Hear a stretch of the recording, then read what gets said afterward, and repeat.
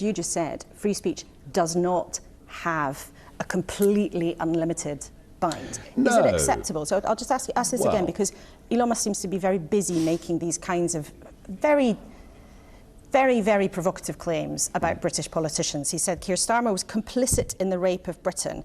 He said that Jess Phillips, who's a government minister who's worked her whole career helping victims of abuse, he said that she was a rape genocide apologist. This afternoon he said that she's a wicked witch, that she is pure evil.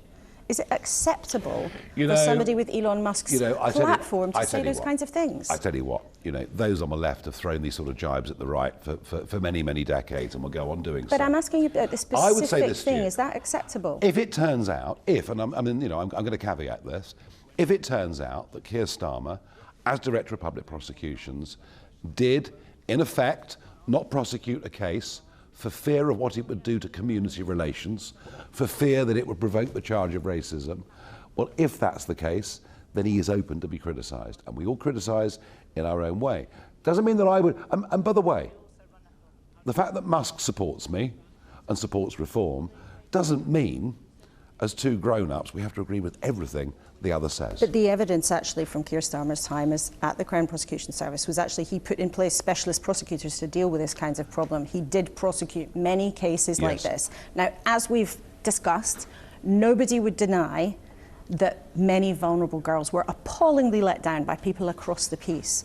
But my question to you again is, I think, as a senior politician, as somebody who wants to get to number 10... I really don't think let down is an acceptable way of putting this. I mean, it's as if, it's all a little bit of a pity. No, what happened was absolutely, truly be awful in a way that we ought to be actually ashamed of. Ashamed of, in every way. But the question here that I'm asking you is not about what happened in the grooming scandal. As you rightly say, everybody will agree that it was appalling. The truth about that came out over a period of many years. But is it... Drip feed, drip feed, drip feed. No big, full national public inquiry. Jess Phillips has denied that. The Conservative administration before equally denied that. But the question that I'm... And by the way, our American friends, and Musk is one of them, look at what's happened with utter disbelief.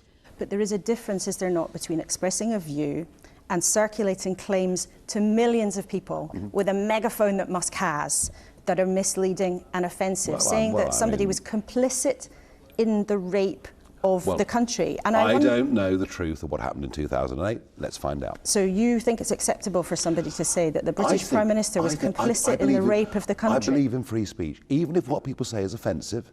If you find it offensive, if most people find it offensive, would I rather live in a world where we're free to cause offence than a world in which free speech and debate get shut down? I know which of those two I prefer. But would you tell Elon Musk that he is wrong?